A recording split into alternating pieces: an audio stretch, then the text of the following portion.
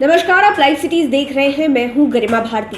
बिहार में विधानसभा के चुनाव होने वाले हैं। ऐसे में सभी राजनीतिक दलों ने अपने तरफ से घोषणा पत्र जारी कर दिया है। जनता को ये बताने की कोशिश की है कि अगर आप उन्हें वोट देते हैं तो वो आपके लिए क्या कुछ करेंगे। बात यहाँ पर हम चिराग पासवान के Bihar first, Bihari first vision document की करेंगे। हमने कल ही एक मुद्दे पर चर्चा की थी जो स्वास्थ्य था। आज शिक्षा के मुद्दे पर हम चर्चा करने जा रहे हैं। इसके लिए शिप्रा झा मेरे साथ मौजूद हैं। शिप्रा, शिक्षा के मुद्दे पर आज चर्चा करेंगे। विजन डॉक्यूमेंट में क्या क्या मुख्य पॉइंट्स हैं उस पर बात करेंगे। बिल्कुल।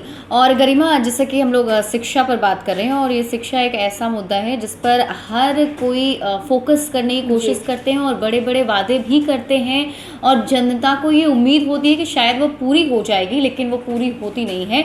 हालांकि इस जो विजन डॉक्यूमेंट में शिक्षा को लेकर पॉइंट्स डिस्क्राइब किया गया है, उसको जब हमने थोड़े अच्छे तरीके से पढ़ने की कोशिश की, समझने की कोशिश की, तो एक एक पॉइंट पर ध्यान दिया गया है। मतलब उस स्तर पर जाकर भी सोचा गया है जहां पर लोग प्रॉब्लम फेस करते हैं। तो पॉइंट वाइज हम जल्दी जल्दी इसको डिस्कस करेंगे। सबसे पहले जो पॉइंट है वो है यूपीएससी, आईआईटी, आईआईएम और अन्य प्रतियोगी परीक्षाओं की तैयारी के लिए कोटा, मुखर्जी नगर व प्रयागराज की तर्ज पर कोचिंग सिटी प्रदेश में बनाई जाएगी, जिसमें छात्रावास एवं पुस्तकालय की व्यवस्था बड़े पैमाने पर की जाएगी।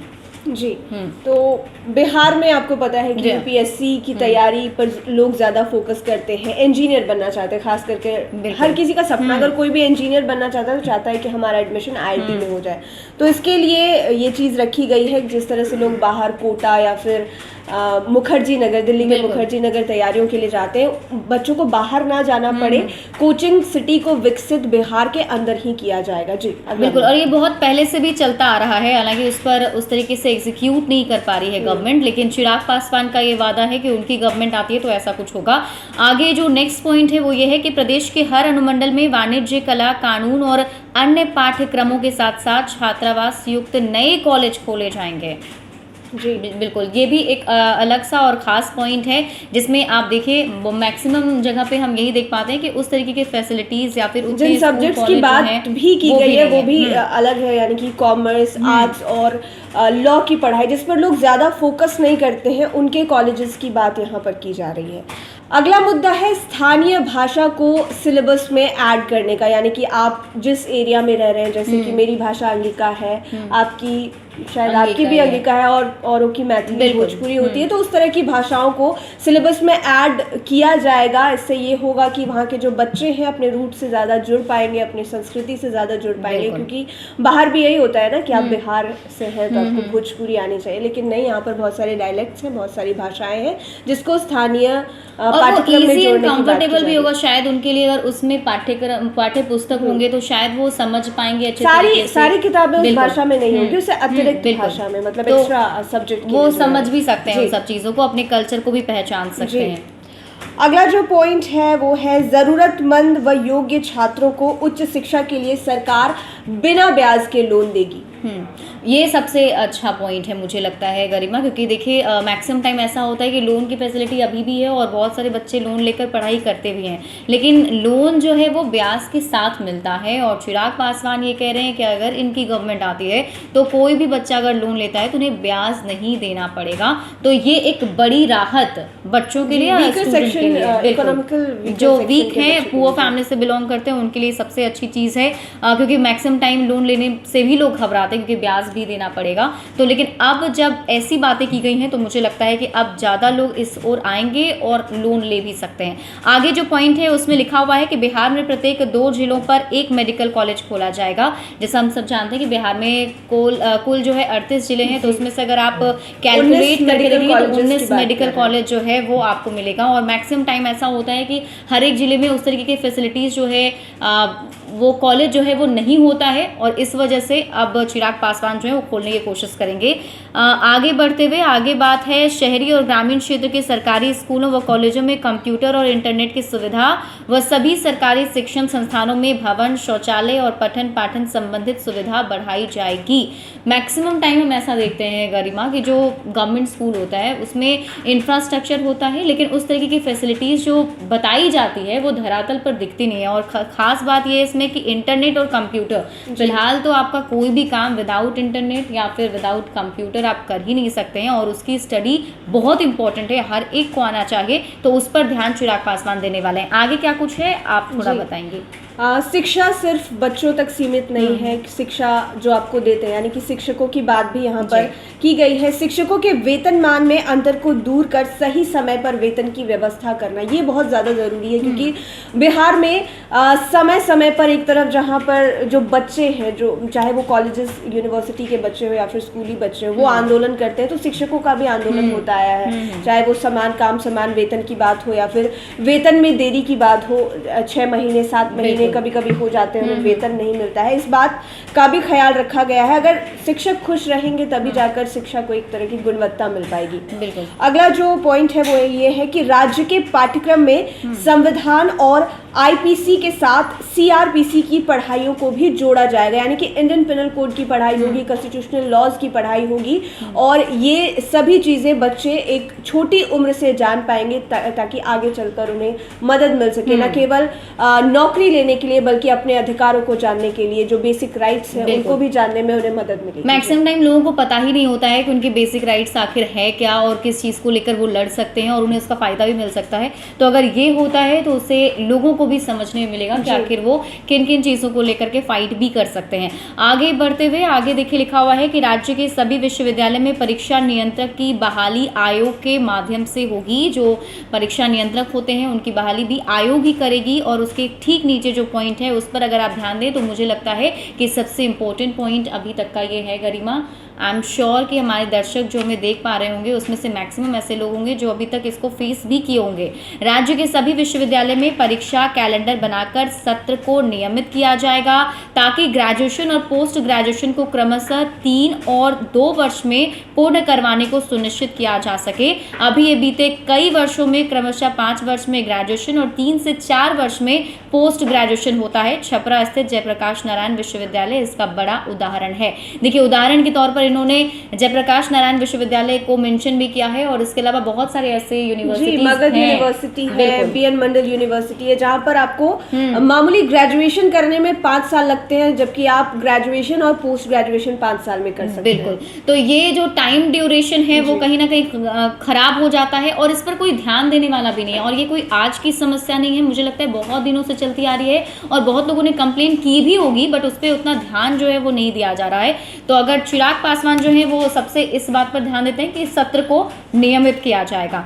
आगे कुछ और पॉइंट्स हैं? आगे राज्य के सभी जिलों में बीएड की पढ़ाई हो, इसे सरकार सुनिश्चित करेगी। बीएड के कॉलेजेस बिहार में कम है, और आपको पता है कि टीचर बनने के लिए सबसे बड़ा पैमाना जो है वो बीएड माना जाता है, तो इसकी पढ़ाई अब हर जिले में होगी, मारामारी नहीं होगी। बीएड के एडमिशन्स के लिए आसानी से एडमिशन्स हो पाएंगे। अगला पॉइंट है राज्य के सभी विद्यालयों, महाविद्यालयों व विश्वविद्यालयों में खाली पड़े लाइब्रेरियन व लैब टेक्नीशियन के पदों पर बहाली अविलंब की जाएगी। पढ़ाई तो अलग अलग तरीके की होती है हर यूनिवर्सिटी, हर कॉलेज में, लेकिन जो शिक्षकों की आपूर्ति है या फिर लैब टेक्नीशियन हो गए, लाइब्रेरियंस हो गए, उनकी पूरी व्यवस्था नहीं होती है, जिस वजह से आपके लाइब्रेरी के पीरियड्स खाली चले जाते हैं, लैब्स ढंग से नहीं हो पाते। इनकी आपूर्ति की जाएगी चिराग पासवान। बिल्कुल। और कभी कभी ऐसा होता है कि इस ओर लोग उतना ध्यान ही नहीं देते हैं। शायद मुझे लगता है कि maximum school like private school में तो थोड़ा देते भी हैं कि चलिए ये सभी स्टडीज जरूरत है आपके लिए, उतना होता नहीं है। बिल्कुल।